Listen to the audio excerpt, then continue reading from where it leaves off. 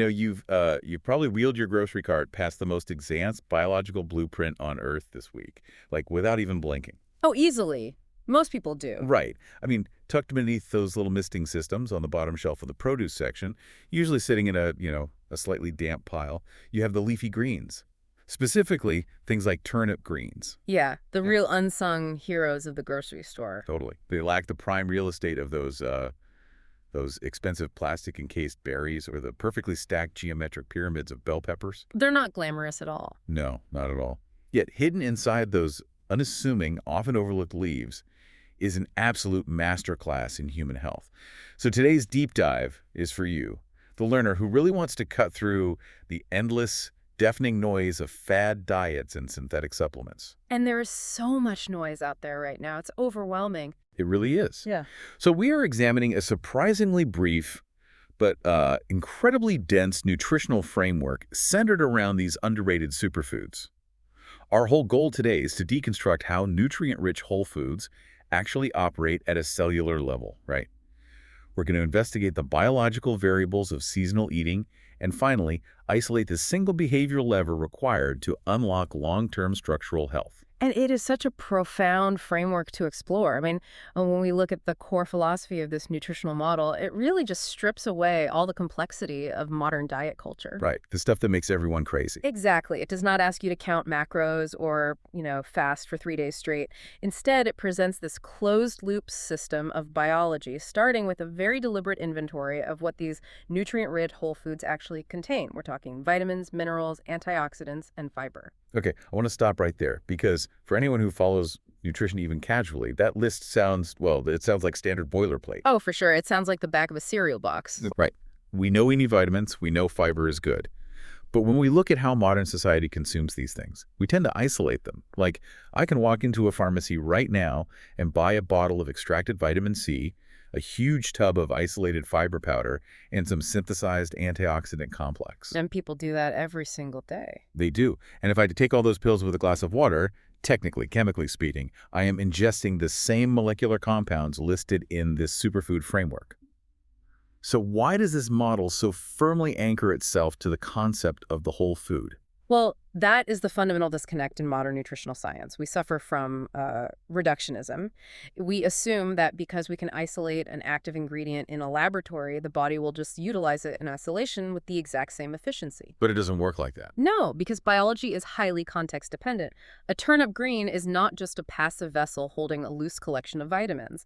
It is a highly sophisticated synergistic matrix. To understand how it works, it's actually much more accurate to view the whole food as like a timed release pharmacological delivery system. Wait, a delivery system? Meaning the physical structure of the plant itself actually dictates how the body processes the nutrients. Precisely. So let's look at fiber, for example. We often reduce fiber to mere plumbing, right? Assuming its only role is waste management. Yeah, keep things moving. Exactly. But at a molecular level, the insoluble and soluble fibers in a leafy green create this physical gelatinous mesh in your gastrointestinal tract. When you consume the whole plant, this fibrous mesh essentially acts as the capsule of a timed release pill. Oh, wow. Yeah, it physically traps the sugars, the vitamins, and the minerals, slowing down their absorption into the bloodstream. Okay, let's unpack this for a second because that's huge. Think of your body's wellness as a complex, bustling city. I like that analogy. Right, so the vitamins and minerals are the daily workers, like the ones actually keeping the lights on doing the day-to-day operations. Yeah, the metabolic heavy lifters. Yeah, exactly. And the fiber, instead of just being the trash trucks, is actually the vital infrastructure. The roads, the traffic lights, the whole management system that paces the city so it doesn't just devolve into chaos. That's a great way to look at it, because instead of hitting the liver all at once, which is what happens when you take a high-dose synthetic supplement or, drink one of those strained fruit juices. Right, you just flood the system. Exactly. The fiber forces a slow, sustained drip of nutrients.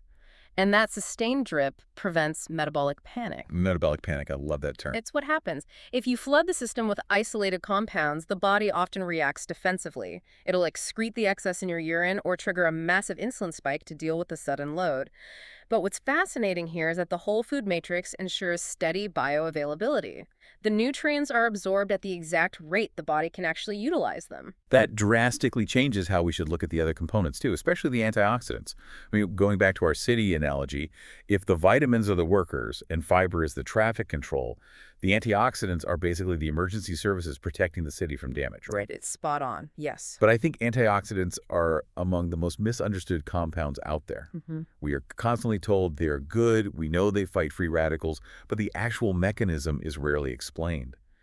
So how does this fibrous, slow-release matrix change the way antioxidants actually operate in the body? Well, to understand the matrix, we really have to understand the threat first. Free radicals are essentially unstable molecules missing an electron. They violently seek out other molecules in your body to steal an electron from. And that causes damage. Huge damage, specifically to your DNA and your cell membranes. This whole process is what we call oxidative stress. So antioxidants are molecules that are generous enough to donate an electron to the free radical, neutralizing it without becoming unstable themselves. But wait, if they're just donating electrons, why can't I just take a massive dose of an isolated antioxidant pill? Like, wouldn't more emergency workers be better for the city? You'd think so, but no, because electron exchange is a really delicate balancing act. In a laboratory setting, researchers have actually found that when you consume massive doses of an isolated antioxidant like, say, vitamin E or beta-carotene, without its natural complementary compounds, that antioxidant can sometimes donate its electron and then become a mildly reactive species itself. Wait, really? So it can actually cause the damage it's supposed to prevent? Yes, it can actually promote oxidation. It's like the emergency worker suddenly causing a fire. But in the synergistic matrix of a whole food like a turnip green, you are not getting just one isolated antioxidant. You're getting hundreds of complementary phytochemicals, vitamins, and minerals that all recycle each other. Oh, so they have backup. Exactly. Vitamin C helps regenerate vitamin E after it donates an electron. The entire network stabilizes itself. That is wild. So the elements literally cannot operate independently. The fiber controls the pacing, the vitamins and minerals provide the metabolic cofactors, and the diverse antioxidant network neutralizes cellular damage without, like, turning on itself. The plant is just a fully engineered biochemical system. It truly is a masterclass in biochemical engineering. And once we understand that the whole food matrix is the optimal delivery vehicle, the framework introduces this vital variable regarding the payload of that vehicle, which is seasonality. Okay, here's where it gets really interesting, because I want to push back on this model a bit. Go for it. The framework specifically highlights that seasonal produce supports this critical cascade of health benefits. Yeah. But we live in an era of miraculous global logistics, you know? We do. We can get anything anytime. Right. I can buy produce grown in another hemisphere on a random Tuesday in January. The cold chain logistics are practically flawless. So from a molecular standpoint, a turnip green is a turnip green, right?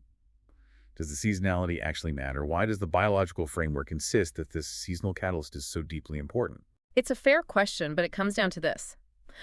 Cold chain logistics preserve the appearance of the food, not its metabolic vitality. We tend to completely forget that a plant is a living, respiring organism, even after it is severed from its roots. It's still breathing. Yes. When produce is harvested out of season and shipped across the globe, it spends weeks in cold storage and artificial ripening environments. During that transit time, the plant is subjected to immense environmental stress. Meaning, what, it has to consume its own reserves just to stay alive in the shipping container? Exactly. To survive the oxidative stress of being uprooted, refrigerated, and transported, the plant literally begins utilizing its own antioxidant networks and phytonutrient stores.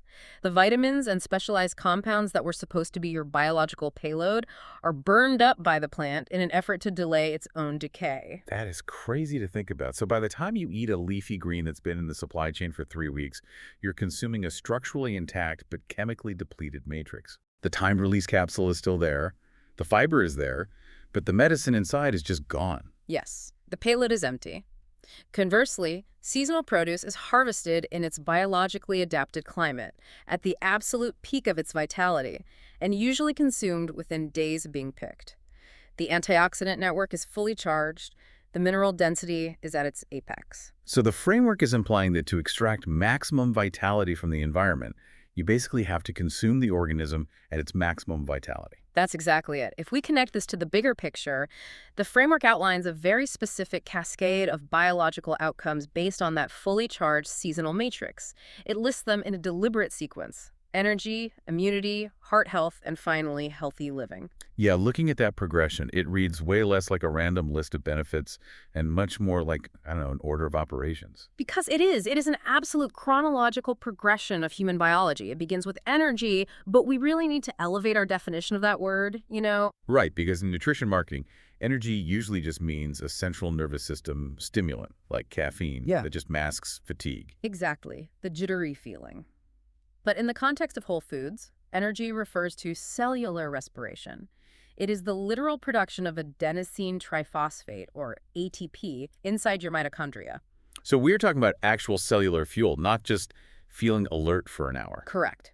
When you consume the dense, bioavailable vitamins and minerals from a seasonal whole food, you're providing the exact enzymatic cofactors your mitochondria require to convert food into ATP efficiently.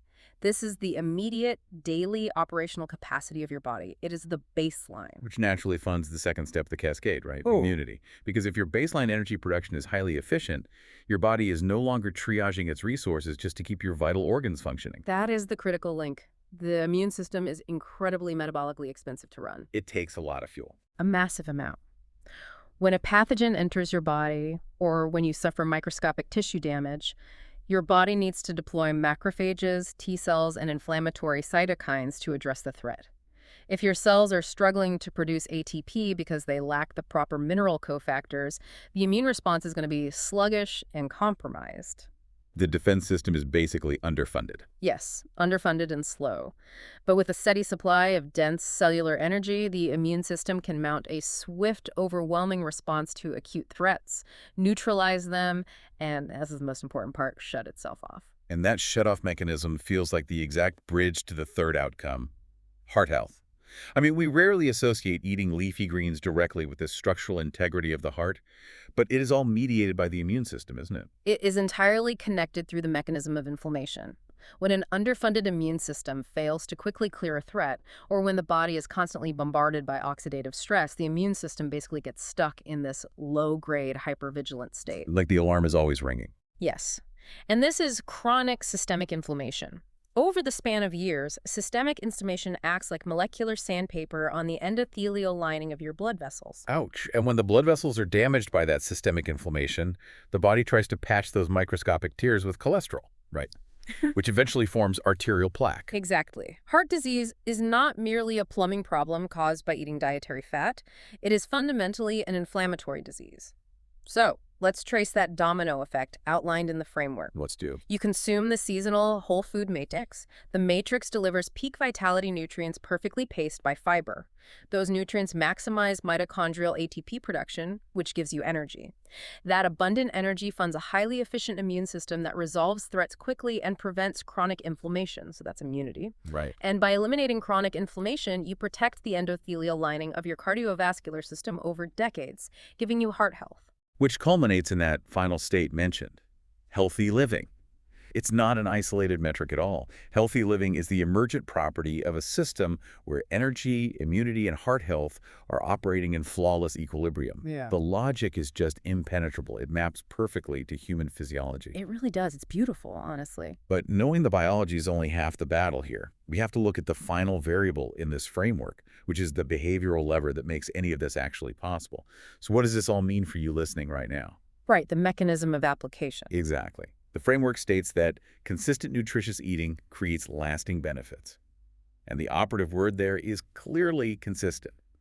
What strikes me most about this is what it firmly rejects. Like, our cultural psychology regarding health is heavily skewed toward the heroic intervention. Oh, absolutely. We want a quick fix. We want the 10-day juice cleanse to purge our sins, you know?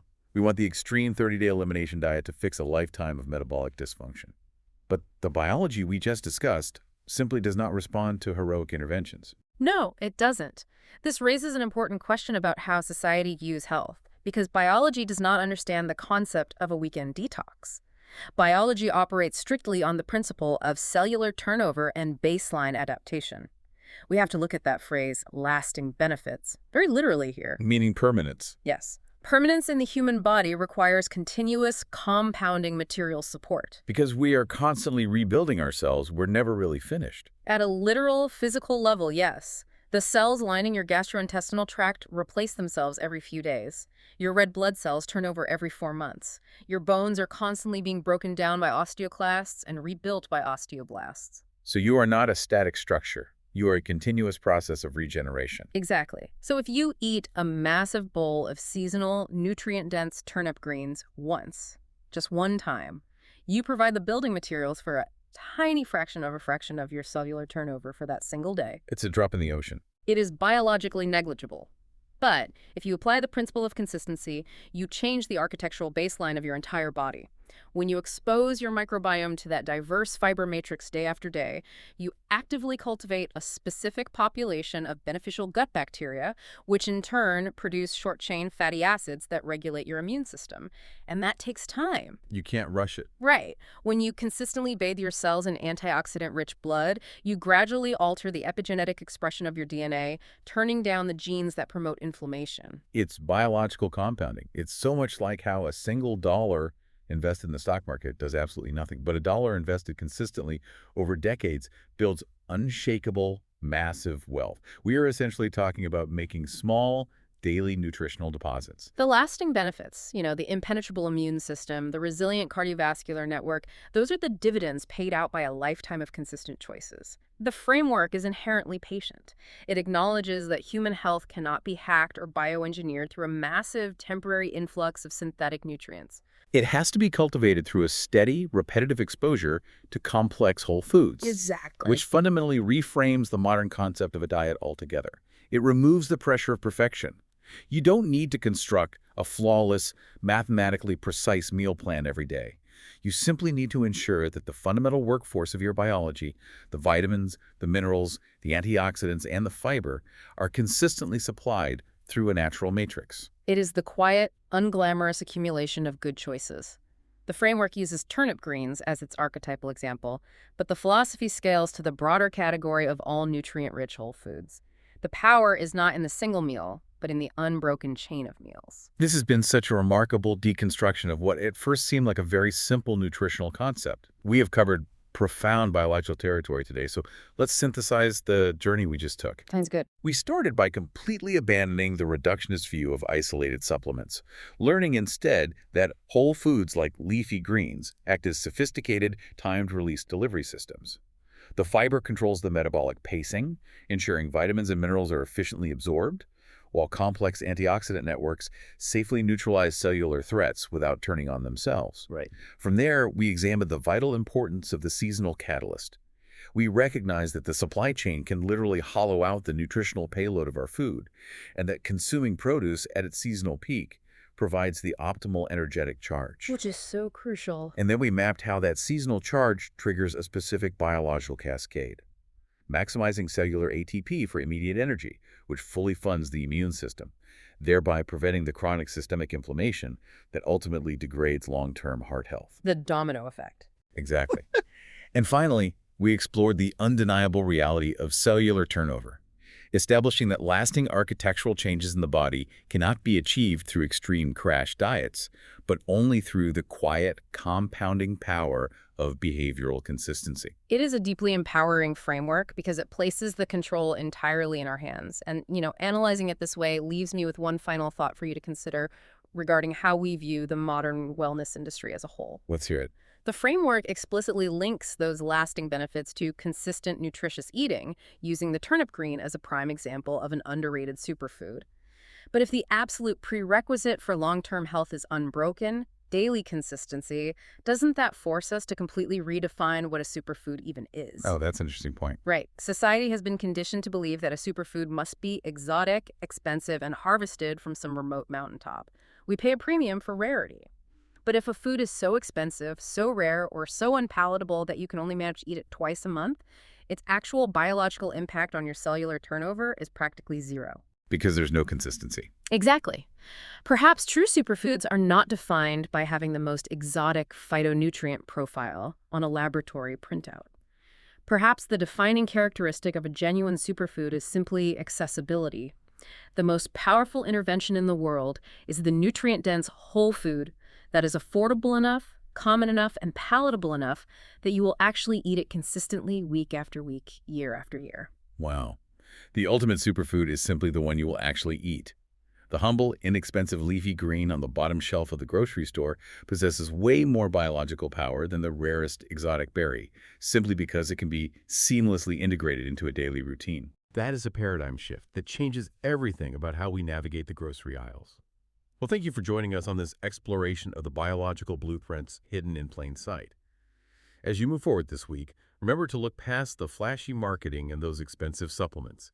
The foundational tools required to rebuild your biology are waiting for you, often exactly where you least expect to find them. Keep investigating the systems around you, stay deeply curious, and we will catch you on the next deep dive.